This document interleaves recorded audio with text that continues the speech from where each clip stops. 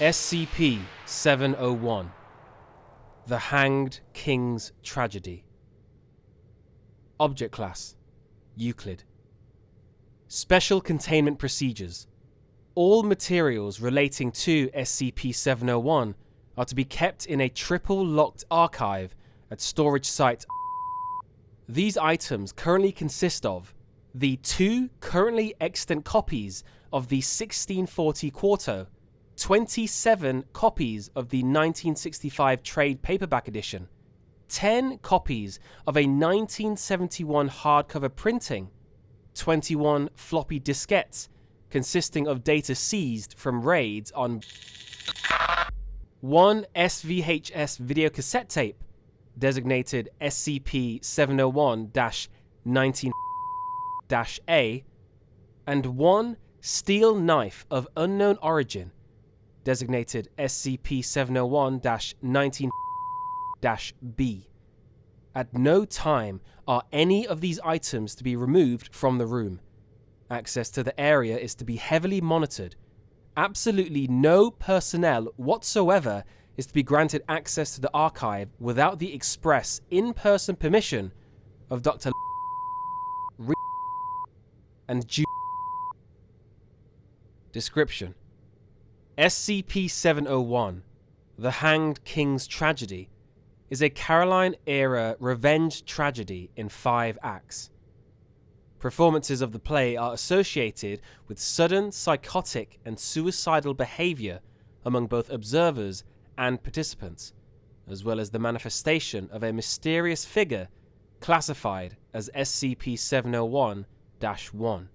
Historical estimates place the number of lives claimed by the play at between and over the past 300 years. Performances of The Hanged King's Tragedy do not always end with an outbreak.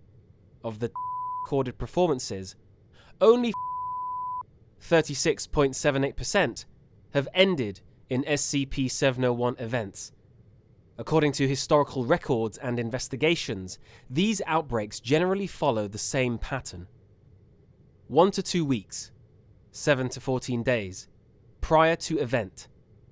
During the dress rehearsal period, cast members will begin to spontaneously deviate from the published text of the play, rather than improvisation or gaffes associated with going off script. Said deviations will be both orderly and consistent, as if the actors were working off a new version of the script. The cast and production crew will seem unaware of any change, and, if it is brought to their attention, will state that the play has run that way from the beginning. 2 to 3 hours prior to event. The outbreak generally occurs during opening night, or else at the production with the greatest planned attendance, generally falling within the first week after the play's opening. 1 to 2 hours before event, SCP-701-1 begins to appear on stage in the final scene of Act 1, generally in the background or to the side of the main action. It may seem to enter or exit the stage area, but does not appear to ever enter the backstage or offstage area. It simply disappears when not on stage.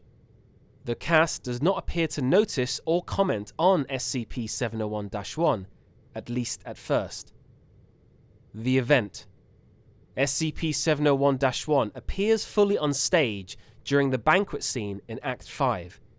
Here, it will be incorporated into the action of the play as The Hanged King. The cast will either murder each other or commit suicide, sometimes using items that seem to appear spontaneously on stage. Rioting breaks out in the audience, with viewers randomly attacking anyone in front of them, regardless of prior relationship. Following the event. If any of the audience members survive the initial outbreak, they may exit the performance space, in which case they will continue to engage in random or opportunistic violence. Victims will generally require sedation or restraint in this scenario. Normal personality will begin to return roughly 24 hours after the event. Surviving victims will generally exhibit signs consistent with a traumatic experience. Some will have no recollection of the event. Others may be rendered permanently comatose or psychotic.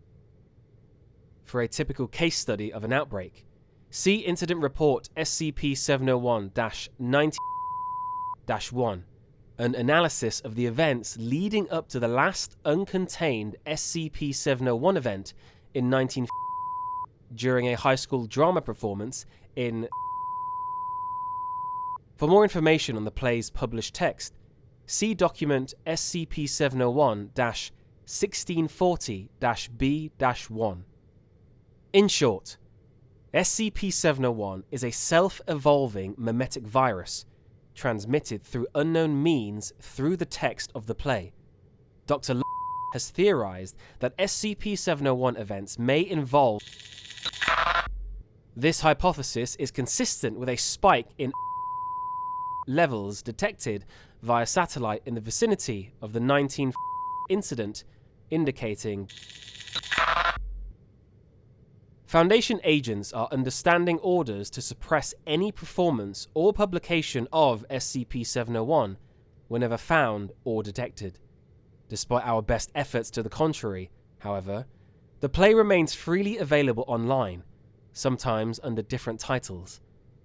All attempts to detect or isolate the origin of these copies have failed. Suppression of the play's publication has generally been successful, with most copies of a 1971 scholarly edition destroyed before distribution. Nonetheless, copies of the 1965 trade paperback turn up with some regularity in both college and high school libraries. Agents are to obtain or otherwise destroy these items whenever possible. History. The first known publication of The Hanged King's Tragedy was as a quarto dated 1640. The play's author is not listed. The publisher, one William Cook, disappeared from the historical record soon thereafter. Strangely, the text does not appear in the stationer's register. The first known SCP-701 event on record occurred in 18 during a performance of the play in USA.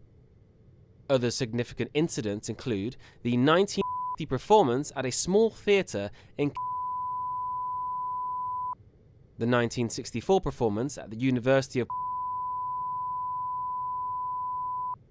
the 1990 performance at the University, the first SCP-701 event successfully suppressed by the Foundation, the 19 performance by a student group in California, the 19 television adaptation by the Broadcasting Corporation, production successfully shut down by the Foundation before broadcast, and the 19 incident in Ohio, USA, designated SCP-701-19-1. Publication history. Original 1640 quarto, all known copies in Foundation custody. 1733 folio edition, republished in 1790. 1813 Cambridge University Press edition. 1965 trade paperback edition. 1971 hardcover edition. Agents should note that copies of the play have often been misfiled under different titles or spellings of the title. Furthermore, photocopies of the 1965 text have been found in circulation throughout college theatre departments in the continental United States and in the United Kingdom. Additional. Given the high probability of in my mind, I again recommend that SCP-701 be upgraded to Keter class. The SCP-701 memetic virus may very well be the forefront of an invasion scenario. Furthermore, Dr. 123-711-6060. Denied. None of the current information we have on SCP-701 indicates a XK class scenario. Until we have additional data, classification will remain at Euclid. Face facts, Doctor. The cat's been long out of the bag on this one. And in this line of business, we consider ourselves lucky if we only lose 100 or so people every 10 years. 05 123-719-7060. Incident Report SCP-701-19-1. SCP involved SCP-701. Date 19. Location. Report prepared by Doctors and Ju on the content of SCP-701-19-A. SCP-701-19-A is a 187mm by 103mm by 25mm SVHS videocassette tape recovered by investigators from the scene of the incident, a performance of SCP-701 at High School in. Tape was found in a destroyed consumer-grade camcorder, which was apparently recording the performance from a vantage point within the audience. It is the only surviving record of the event. Please see the SCP-701 archives for the full transcript of the recording. In order to compare the identified deviations during a SCP-701 event with the actual plot of the published text, see document SCP-701-1640-B-1. 0 minutes. Tape begins. 3 minutes 10. House lights go down. 5 minutes 12. Curtain rises. The play begins as published with Gonzalo's coronation speech. 10 minutes 21. A possible sighting of SCP-701-1 during Isabella's ravings. An anomalous shadow not belonging to one of the cast members shows up along the back wall of the set. 10 minutes 24. Shadow disappears. 23 minutes 15. First deviation from the text. Rather than the dialogue between Francisco and the courtesan, the curtain drops and comes back up on a bare stage. Antonio enters from stage right. 23 minutes 24. First indirect sighting of SCP-701-1. The shadow of a figure seems to appear on the back wall from stage right. Antonio stops in place and acts surprised. The shadow disappears. Antonio begins a long soliloquy, confirming that he now believes Isabella's story. Dr. notes that while this soliloquy is in the style of the rest of the play, and seems to be accurate Caroline-era dialogue, Antonio's speech in this scene does not exist in the original text. 24 minutes 12. Curtain drops. 24 minutes 51. Curtain rises on Francisco and the courtesan. Antonio returns. The play continues as scripted. 31 minutes 14. First direct sighting of SCP-701-1. It enters and stands at the edge of stage left towards the end of Act 2, Scene 1. 32 minutes 17. Gonzalo's dialogue concludes, as scripted, with the mention of an appointment with the ambassadors from Alagadda. He exits stage left. SCP-701-1 seems to turn and follow him as the lights go down. 38 minutes 13. Second sighting of SCP-701-1 during Act 3, Scene 1. It appears on the edge of stage right as Gonzalo and Petruchio murder Sortino. The scene concludes with Gonzalo ordering his cooks to prepare the corpse as a stew. Scripts recovered from the scene indicate that this section had been cut in rehearsal. 51 minutes 11. Third sighting of SCP-701-1. Appears close to stage left as Antonio kills Isabella. 1 hour 9 minutes and 12. Fourth sighting. SCP-701-1 enters with Gonzalo at the beginning of Act 4, Scene 1, and follows him throughout the scene. The scene also contains two key moments. First, Gonzalo seems to nod to SCP-701-1 when he mentions the ambassador of Alagadda. This is the first time a cast member has seemed to indicate SCP-701-1's presence. Second, the scene ends with a deviation from the text, whereas the scripted speech at the end of Act 4, Scene 1 ends with Gonzalo considering his own moral inequity. Gonzalo here seems to be more concerned that his tribute will be sufficient for the ambassador. The lights go down. 1 hour 21 minutes 15. Fifth sighting. SCP-701-1 enters stage left at the end of Act 4, Scene 2 as Antonio leaves to secure a blade for his coup. Rather than exiting, Antonio stops in front of SCP-701-1, who hands him a long dagger. This is believed to be the first appearance of the item classified SCP-701-19-B. Note that there is no mention of the item in the prop list or the other records maintained by the production. SCP-701-1 and Antonio depart the stage together. 1 hour 32 minutes and 41. Sixth sighting. SCP-701-1 appears on stage left as Connari and Lodovico exit. 1 hour 35 minutes and 10. The lights come up. Act 5, Scene 1, the banquet scene, begins as scripted. 1 hour 40 minutes and 52. Antonio enters, bearing a piece of parchment.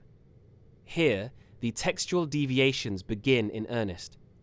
Rather than the parchment being Petruchio's confession as scripted, Antonio instead describes it as an invoice from the ambassador of Alagadda, proving that Gonzalo owes more tribute than he intends to pay.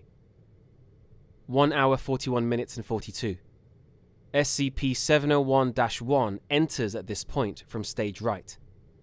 The entire cast seems to perceive it. Gonzalo stands up, curses as an aside to the audience, and runs stage left. The rest of the cast, including Alinda and Francisco, who enter from stage left, physically restrain Gonzalo and drag him back onto the stage. SCP-701-1 meanwhile moves to the center of the stage, where it stands in front of Gonzalo's throne. 1 hour 43 minutes and 8. A noose is dropped onto the stage from above. The cast force Gonzalo into the noose as he begins to curse in Italian, and in one place, possibly Latin. The noose is drawn taut, and the cast drops Gonzalo. He begins to asphyxiate. 1 hour 43 minutes and 32.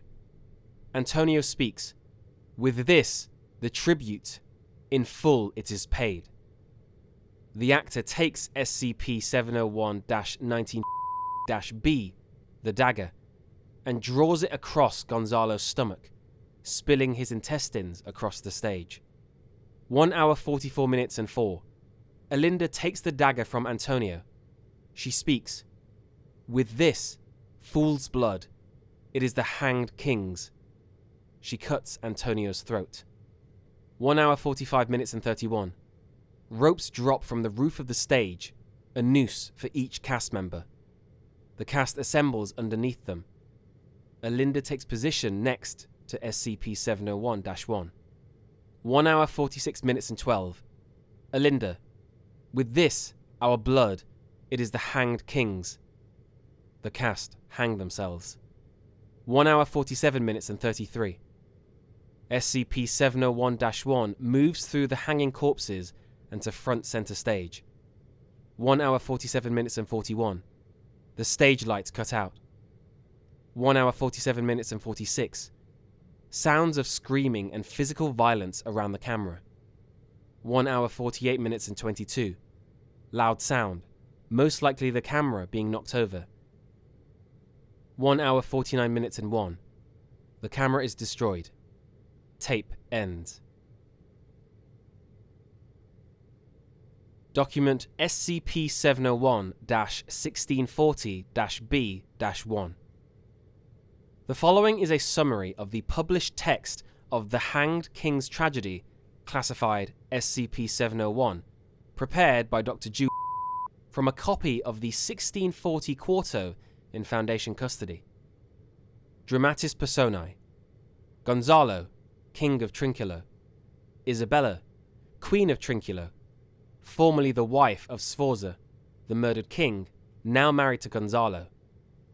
Antonio, a minor noble. Francisco, Antonio's servant.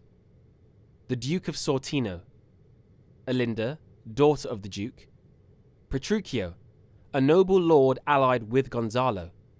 Lodovico, a servant of Gonzalo. Canari, a priest. Beatrice, a servant of the Queen. A courtesan. A palace guardsman. The ambassador of Milan. The ambassador of Florence. The ambassador of Alagadda. Setting. The play is set in the kingdom of Trinculo, probably a misspelling of Trinacria, another name for Sicily, in the capital city of Circo, another name for the city of Syracuse.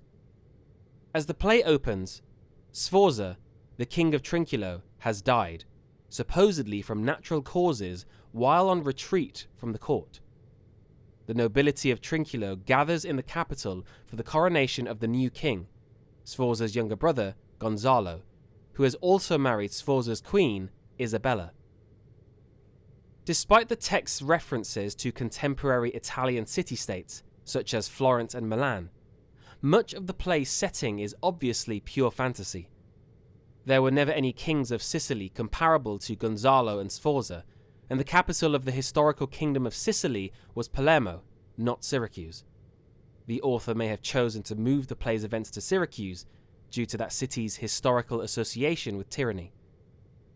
There is also no record of any country or place known by the name Alagadda, a mysterious but apparently powerful state that plays a significant role in the plot. It may be intended as a reference to one of the Muslim states or cities on the Mediterranean coast, such as Tunis or Algiers. Plot summary. The plot of The Hanged King's Tragedy bears a marked resemblance to many earlier plays of the same genre, including Shakespeare's Hamlet and Titus Andronicus. In fact, past investigations into SCP-701 events have noted that The Hanged King's Tragedy was often chosen for production as a less violent alternative to the two plays mentioned. The two murders in the SCP-701 text can be construed as occurring off-stage, and the implication of cannibalism in Act 3 can be easily cut from the script. Act 1.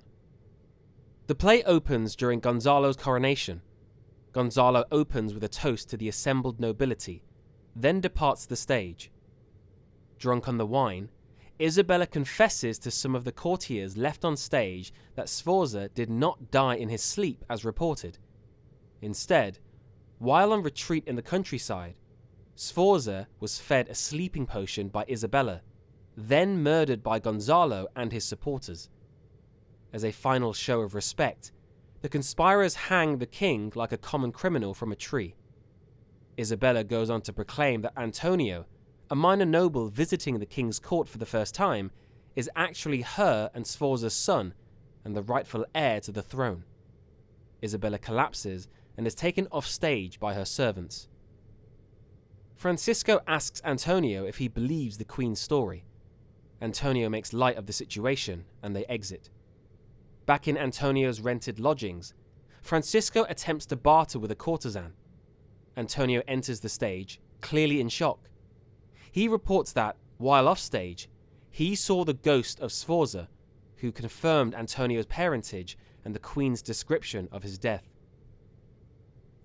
Act 2. Gonzalo, having learned of Isabella's confession, consults with his fellow conspirators. Lodovico confirms that at least 3 people witnessed the queen's breakdown: the Duke of Sortino, his daughter Olinda, and a priest named Cornari.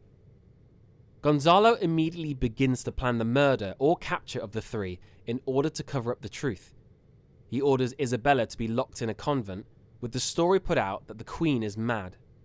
Isabella, uncharacteristically, meekly accepts Gonzalo's judgment. The usurper then exits, having an appointment with the ambassador from Alagadda. Back in their lodgings in the city, Francisco brings Antonio news of the queen's imprisonment. Together, they begin to plan their revenge. Act 3. Petruchio and Gonzalo invite Sortino to dinner.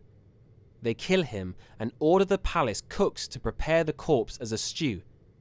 Gonzalo orders Alinda, who witnessed the murder, to be locked up in the convent. Antonio fakes insanity in order to gain admittance to the convent. Warned of Antonio's coming, Isabella and her loyal servant, Beatrice, prepare to murder him using a draught of poison. Antonio sees through their plan and forces Isabella to drink the poison, killing her. Meanwhile, Francisco gets lost within the convent and winds up freeing Alinda from her cell by accident. Act 4. In the palace, Gonzalo reports to Lodovico that he has, in exchange for an unstated tribute, obtained a powerful and tasteless poison from the ambassador of Alagadda. Gonzalo plans to poison the stew made from the Duke of Sortino's corpse and feed it to the court, thus ensuring the suppression of the truth. Lodovico leaves the stage to carry out the usurper's plan. Gonzalo then has a brief moment of conscience. In a soliloquy, he describes the regret he carries for his sins, but is nonetheless unable to deviate from the path he has set. Meanwhile, Francisco introduces Alinda to Antonio, all three having escaped the convent. Alinda describes her father's murder in grisly terms. Antonio promises to marry her and make her his queen as soon as his revenge is complete. He then leaves to obtain a blade with which he plans to kill Gonzalo. There is a comedic interlude between a palace guard and Cornari, a buffoonish priest. At the end of the scene, Lodovico enters and bids Cornari to follow him. The priest is not seen on stage again. Act 5.